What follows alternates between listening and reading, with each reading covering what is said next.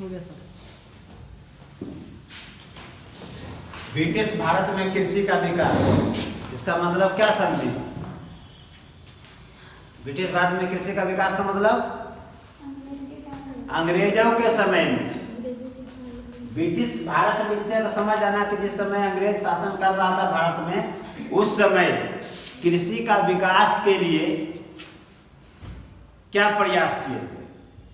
ये है ना प्रश्न, यही कह रहा है कृषि का विकास के लिए क्या प्रयास किया गया। तो कृषि का विकास अंग्रेजों के समय में हुआ, तो प्रस्तावना का मतलब क्या होता है? प्रश्न से उत्तर को जोड़ने की कला होना। अब कैसे जोड़ेंगे? शुरुआत, प्रस्तावना का मतलब शुरुआत सबको पता है। उसके बाद उद्देश्य, अंग्रेज ने कृषि का विकास किया होगा तो कुछ तो उद्देश्य होगा उसका। भारत का विकास के लिए क्या? अपना स्वार्थ के लिए, तो अपने स्वार्थ के लिए हमेशा उसका कृषि, कोई भी काम यहाँ पे किया हो भारत में, हमेशा उसका औपनिवेशिक हितों से प्रेरित था। औपनिवेशिक हितों का मतलब होता है, उपनिवेश का मतलब पहले बार बार हमको लगता है कि ये भी नहीं समझता होगा कि सर औपनिवेशिक हितों बोलते हैं, इसका क्या मतलब होता है। ठीक है, औपनिवेशिक हित, पहले औपनिवेशिक समझौता, हित मतलब अपना फायदा, हित मतलब फायदा होता है। ठीक है, या अपने लिए, हित का मतलब ये होता है। उपनिवेश का मतलब क्या होता है? ठीक है, अब देखो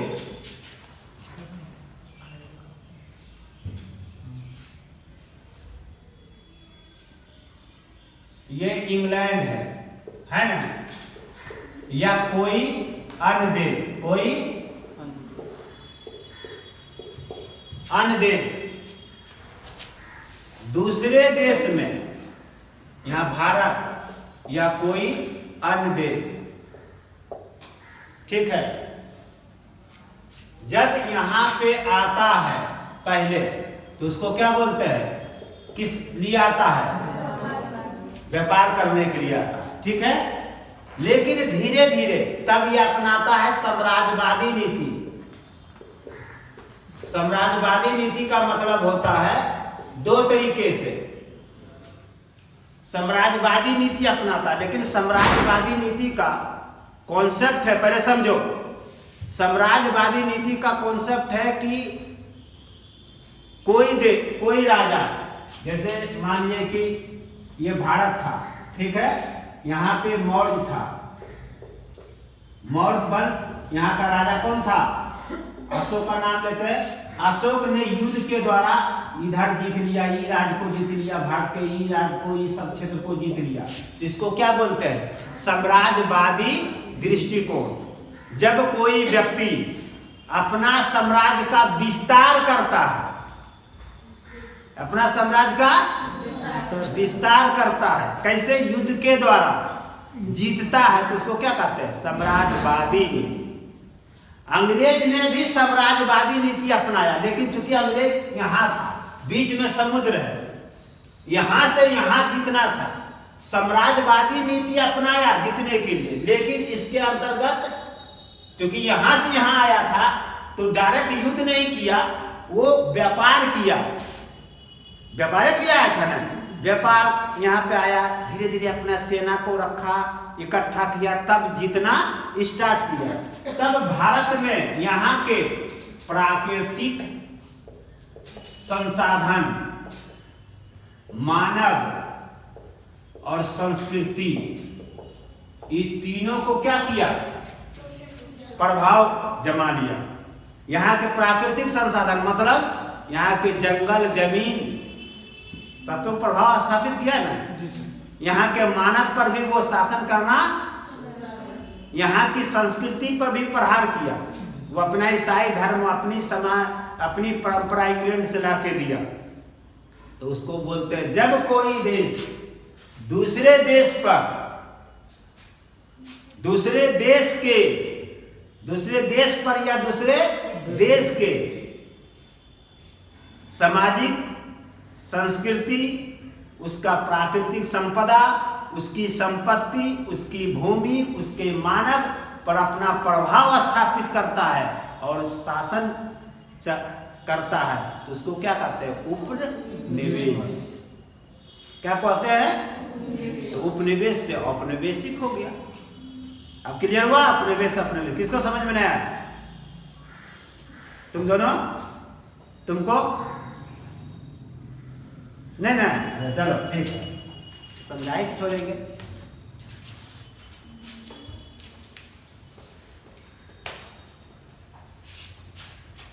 अब तुम्हारा नाम क्या है?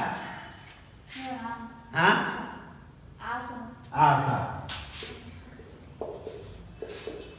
ठीक है, एक घर है इधर, वो है किसका? राखी का। ठीक है, राखी। ठीक है, अब समझो, तुम जो है राखी के घर पर प्रभाव स्थापित किया, दूर रहते हुए। तुम्हारा घर यहाँ, उसका घर कहाँ? पकड़ोल में। प्रभाव स्थापित किया। कैसा प्रभाव? इसके घर का संपत्ति छीन पर कब्जा जमा लिया, जबरदस्ती। तुम्हारा है नहीं, फिर भी तुम इसके घर का मालिक बन गया। हम जो चाहेंगे वही होगा। इसको क्या बोलते हैं? उपनिवेश। सिंपल है।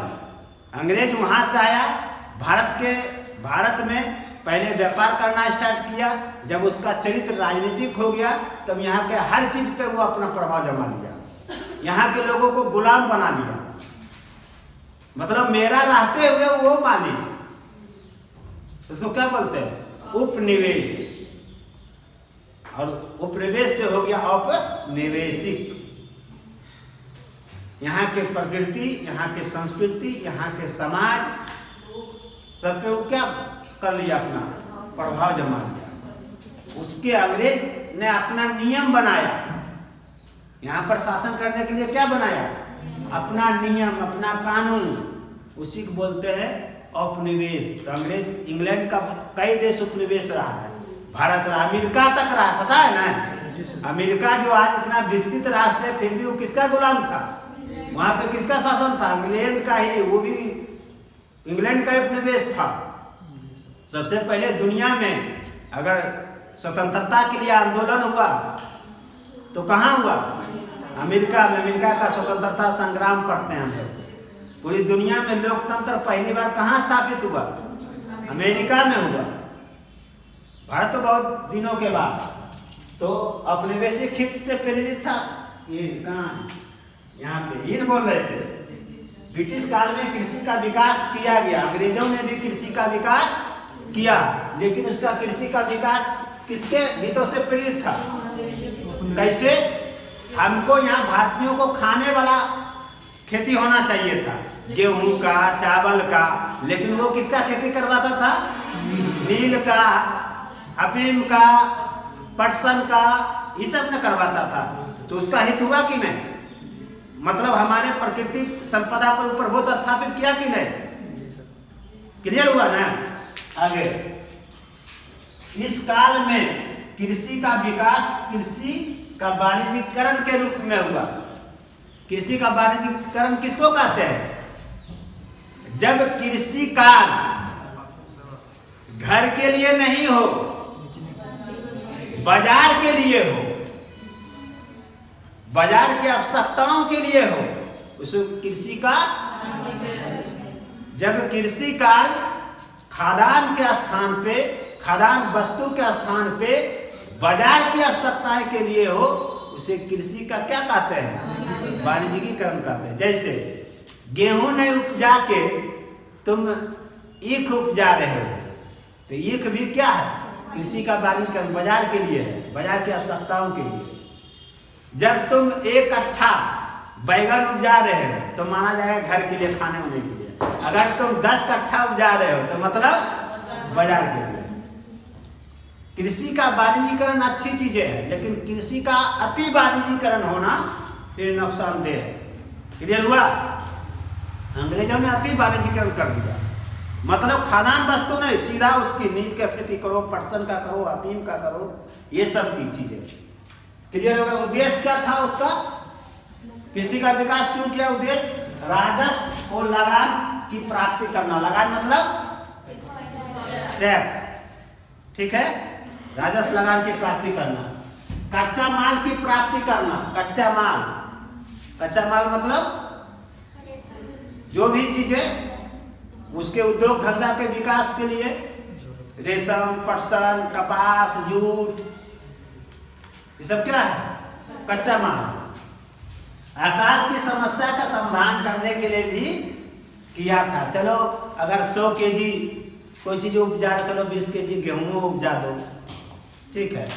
इसलिए उसको नींद खुला। अकाल जब आया अंग्रेज के समय में भारत में, उसकी काफी आलोचना होने लगी अंतर्राष्ट्रीय राजनीतिक में। तो सोचा कि नहीं, चलो इसका भी हम प्रयास करते, इसलिए कृषि विभाग वगैरह स्थापना किया, अनुसंधान।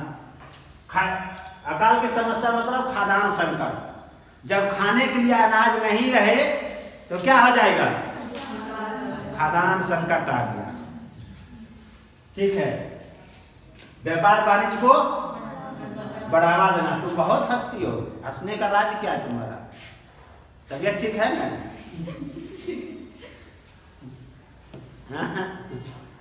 विकास की प्रक्रिया मात्र है। लॉर्ड हेस्टिंग गवर्नर जनरल था ना, इसने 1822 ईस्वी में टेनेंसी एक्ट लाया था, काश्तकारी अधिनियम। काश्तकारी किसको कहते हैं? बटाईदार को काश्तकारी कहते हैं, ठीक है। बटाईदार मतलब समझती हो? बटैया थे तो उसी के लिए लाया था नियम, टेनेंसी एक्ट कहते हैं उसको अंग्रेजी में। हिंदी में काश्तकारी अधिनियम। लॉर्ड मेयो 1872 ईस्वी में एक पृथक कृषि विभाग की, कृषि विभाग, और ये किया आयोग। या विभाग का अंग्रेजी होता है डिपार्टमेंट, और आयोग का अंग्रेजी होता है कमीशन। सही है, समझिए कि नहीं? ऐसा नहीं दोनों समझ आना की है। कृषि विभाग तो लॉर्ड मेयो, कृषि आयोग लॉर्ड कर्जन। लॉर्ड अफ्रीन ने 3 गो एक्ट लाया था, बंगाल काश्तकारी अधिनियम, अवध काश्तकारी अधिनियम और पंजाब, ठीक है। लॉर्ड कर्जन ने कृषि आयोग का गठन किया। 1904 में सहकारी उधार समिति अधिनियम लाया। सहकारी उधार समिति क्या था? अगर किसान को ब्याज पे पैसा लेना है तो देने की व्यवस्था किया गया, इसी को बोलते हैं सहकारी उधार समिति अधिनियम। याद हुआ? कृषि बैंक खोलवाया कौन? पूसा कृषि अनुसंधान संस्थान की स्थापना किया। पूसा कहाँ है? समस्तीपुर में। ये कर्जा नहीं करवाया था। समझ जाओ कितना पुराना है समस्तीपुर वाला। देखे हो जाके? बहुत विशाल है, बहुत बड़ा है। पूसा कृषि अनुसंधान संस्थान समस्तीपुर में है। कृषि इंस्पेक्टर जनरल की नियुक्ति किया, जो कृषि पदाधिकारी होते हैं, प्रखंड कृषि पदाधिकारी।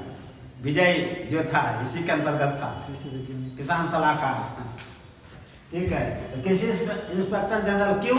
क्योंकि पर्यवेक्षण करने के लिए, कहाँ कृषि विकास हो रहा है कि नहीं, काम हो रहा है कि नहीं सही तरीके से, तो इसके लिए। ये था आपको ब्रिटिश भारत में कृषि का विकास के अंतर्गत प्रस्तावना, उद्देश्य, विकास की प्रक्रिया। क्या पढ़ेंगे?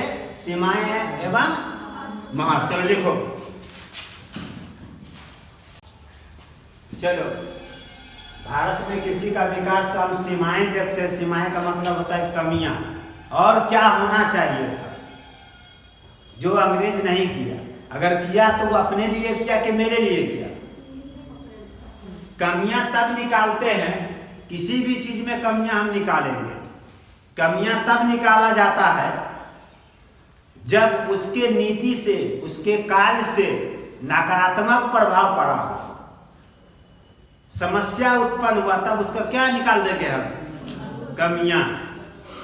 नहीं, कमियां उसी में निकाला जाता है। ये सब सोचने का है। किताब में ये सब किताब में नहीं मिलेगा, इसको सोच के लिखना होगा तुमको। और टेस्ट एग्जाम में, बीपीएससी के एग्जाम में टेस्ट यही होता है। चाहे बीए का एग्जाम देती हो तो इसमें भी टेस्ट इसी प्रकार का होता है। भले तुम लोग समझती नहीं हो, माइंड लेवल उतना डेवलप नहीं है, जिसके कारण कि गैस पेपर और मोबाइल रख के लिख रहे हैं। अगर जो बच्चा 9-10 से बढ़िया से पढ़ ले तो फर्स्ट अटेम्प्ट में ही निकाल लेगा कुछ भी, लेकिन उस समय नहीं जानता है, टाइम पास के रूप में पढ़ता है, सोचता है बीए पास करबे तब देखबे तैयारी करबे नौकरी के। भुगतो परिणाम। सीमाएं, दोष या कमियां क्या है? कृषि का विकास औपनिवेशिक हितों से प्रेरित था, मतलब अंग्रेज के हित से, भारतीय के हित से नहीं था, क्योंकि कच्चा माल आगे कैसे, तो भारतीय किसान को ज्यादा लाभ, जब उसके हित से प्रेरित रहेगा तो उसको लाभ थोड़े मिलेगा। कृषि उत्पादन के अंतर्गत कैसा फसल, व्यावसायिक फसल कौन कौन होता है? रेशा ये सब होता है ना। व्यावसायिक फसल का अधिक उत्पादन करवाता था, तो उसके हित से प्रेरित नहीं हुआ। जब व्यावसायिक फसल का अधिक उत्पादन होगा, गेहूं चावल का नहीं होगा, धान का, तो खाद्यान्न संकट नहीं होगा, और खाद्यान्न संकट होगा तो क्या आ जाएगा? अकाल। जब अकाल आएगा तो क्या होगा? धन और जन दोनों की हानि होगी। धन का मतलब किसान का पूंजी गया, अब पेट भरने के लिए, बाल बच्चा को खिलाने के लिए कहीं कर्जा लेगा, तभी तो अनाज लेके आएगा। और जन मतलब इंसान, बहुत लोग की मृत्यु हो गई जब अकाल आया था। वो अकाल पढ़ाएंगे तब बताएंगे, उस समय कितने लोग मरे सोच भी नहीं सकते। और धन में जब गेहूं और धान की खेती नहीं हुआ तो पुआल नहीं हुआ, और जब पुआल नहीं मिला तो पशु इंसान का धन के रूप में है, पता है कि नहीं? पशुपालन भी एक धन है। धन में सिर्फ टका ही नहीं, मोटरसाइकिल भी तुम्हारा धन है, घर भी तुम्हारा धन है, पशुपालन भी धन ही कहलाता है। धन मतलब बृहत रूप से हानि हुआ, क्योंकि धान की खेती नहीं हो रहा था, गेहूं की खेती नहीं हो रहा था, मकई की खेती नहीं हो रहा था, तो पशु खाएगा कहां से? उसको चारा दोगे कहां से? क्लियर है ना? तो एक दूसरे से लिंक है। अब महत्व या प्रभाव, आलोचना तो कर दिए, लेकिन महत्व थोड़ा बढ़ा के लिखेंगे। फसलों का विविधीकरण होगा। विविधीकरण मतलब उदाहरण अर्पणा बताओ। विविधीकरण, हाँ, वैरायटी। अब तक भारतीय किसान गेहूं चावल का उत्पादन करते थे, लेकिन अंग्रेज जब आया तो विविधीकरण हो गया। भले इस फसल का क्यों नहीं हो, व्यवसायिक फसल, लेकिन विविधीकरण हुआ ना कि नहीं हुआ? गांव में आप देखते हो कि गांव में एक नर्सरी होता है, घर के बगल में खेत होता है, उसमें इतना में लहसुन रोपेगा, इतना में आलू, इतना में धनिया, देखे हो? तो क्या है? फसलों का विविधीकरण है, कई फसल। ठीक है, आधुनिक कृषि प्रणाली को बढ़ावा, अच्छी चीजें हैं। पहले हम लोग हल बैल से जोतते थे, लेकिन अंग्रेज आने के बाद कुछ नया चीजें उसमें आया।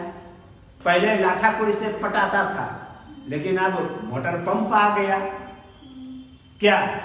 पहले दवाई फसल में एक बाल्टी में दवाई घोलता था, और पुआल होता है, पुआल कैसे, अब मशीन।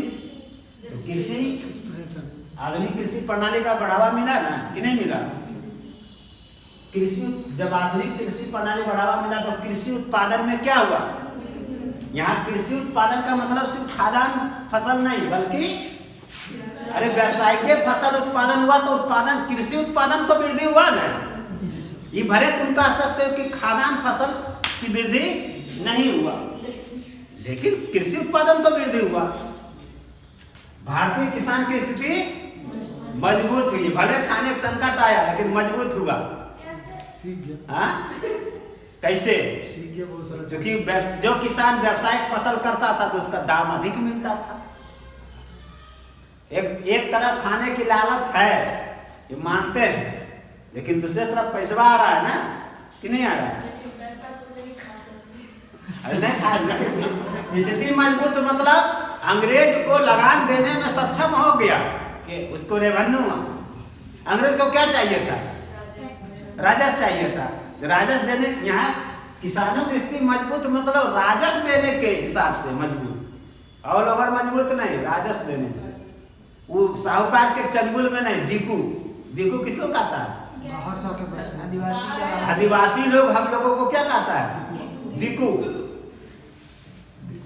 उसको वो अंग्रेज ये आदिवासी लोग, जनजाति लोग, संथाल, मुंडा विद्रोह जो हुआ, उन लोगों को मानना था कि हमारा शोषक अंग्रेज नहीं है, हमारा शोषक कौन है?